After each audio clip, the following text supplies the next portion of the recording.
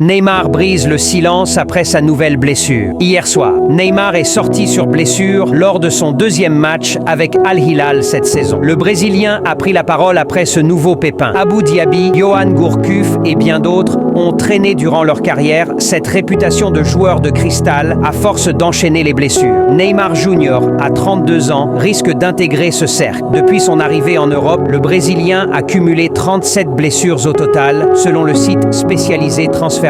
Les choses ne se sont pas arrangées après son départ en Arabie Saoudite à l'été 2023. Touché gravement au genou, il a été éloigné des terrains durant plus d'un an. Mais à force de patience et de travail, le natif de Mogi das Cruzes a fait son grand retour sur le rectangle vert le 21 octobre dernier. C'était à l'occasion de la rencontre de Ligue des champions asiatiques face à Al Ain. Entré en jeu durant une trentaine de minutes, l'ancien joueur du PSG avait failli trouver le chemin des filets. Non qualifié pour participer aux rencontres de Saudi Pro League, Ney a joué son deuxième match hier soir face à Esteghlal. Victoire 3-0 en C1 asiatique. Mais le footballeur âgé de 32 ans a de nouveau été touché physiquement. En effet, il est sorti du terrain sur blessure à la 87e après seulement 30 minutes de jeu. Un coup dur pour le joueur qui grimaçait et semblait agacé. Neymar s'exprime. Après la rencontre, son entraîneur, Jorge Jesus, a donné de ses nouvelles. Il revient d'une blessure qui n'est pas facile et il joue dans une position qui le rend très vulnérable au tacle. Je pense que sa blessure est musculaire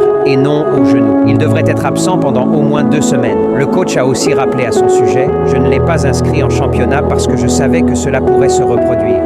Ce n'est pas une simple blessure. » Dans la foulée, Neymar a réagi à sa nouvelle blessure sur Instagram. C'était à l'occasion de la rencontre de Ligue des champions asiatiques face à Al Ain. Entré en jeu durant une trentaine de minutes, l'ancien joueur du PSG avait failli trouver le chemin des filets. Non qualifié pour participer aux rencontres de Saudi Pro League, Ney a joué son deuxième match hier soir face à Esteghlal, victoire 3-0 en C1 asiatique. Mais le footballeur âgé de 32 ans a de nouveau été touché physiquement.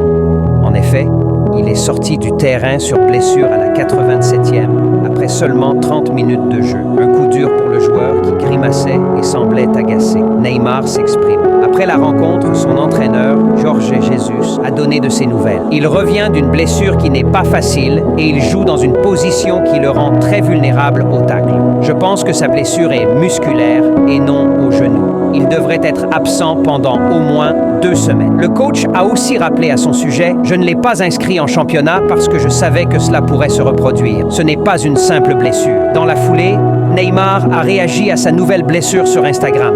J'ai eu une crampe, mais c'était très fort. Je vais passer des examens et j'espère que ce n'est rien de plus. C'est normal que cela arrive après un an. Les médecins m'avaient déjà prévenu. C'est pourquoi je dois faire attention et avoir plus de minutes pour jouer. Lors d'un autre message publié sur Instagram, il a félicité son équipe pour son grand match, tout en ajoutant qu'il était très heureux de pouvoir rejouer à domicile. Malgré tout, son état inquiète au Brésil, où la presse est malheureuse après sa rechute, et en Arabie Saoudite. Ariadia indique qu'avec cette nouvelle blessure, il devrait passer les 400 jours d'absence depuis son arrivée à Al Hilal. Inondations en Espagne, la maison de Robert Lewandowski touchée. Alors que l'Espagne est confrontée à de fortes inondations, notamment du côté de Valence, qui a été fortement touchée avec déjà plus de 200 décès. Ce lundi, c'est la ville de Barcelone qui a été confrontée à des pluies diluviennes. Cela a touché de nombreux quartiers, dont celui de Robert Lewandowski. Sa compagne Anna Lewandowska a d'ailleurs filmé l'étage inférieur de leur maison sur ses réseaux sociaux et on peut voir que le couple polonais a les pieds dans l'eau. Cette dernière a néanmoins été rassurante sur leur situation.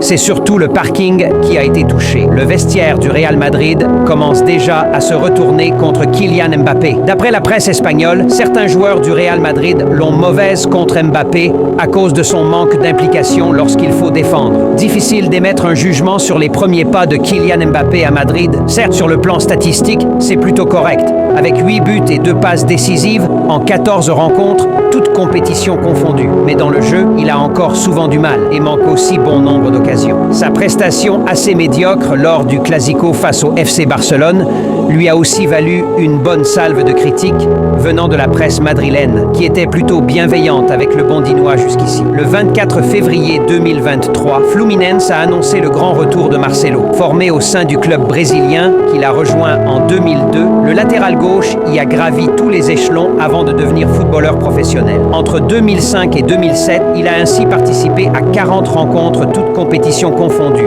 6 buts. C'est là qu'il a été remarqué par le Real Madrid, qu'il a recruté pour 6,5 millions d'euros. Avec le recul, cela a été un sacré coup de la part des Mérangs qui ont pu compter sur lui durant 15 ans avant qu'il s'en aille en 2022. Après une pige d'une saison à l'Olympiakos où il n'a pas vraiment brillé, 10 rencontres, 3 buts, le natif de Rio de Janeiro a décidé de rentrer au pays et il ne pouvait pas signer ailleurs qu'à Fluminense. Coup de tonnerre pour Arsenal, puisque son directeur sportif Edu va quitter le club londonien dans les prochaines heures. Il aurait déjà annoncé son départ. Un coup dur pour Mikel Arteta, dont il a toujours soutenu le travail.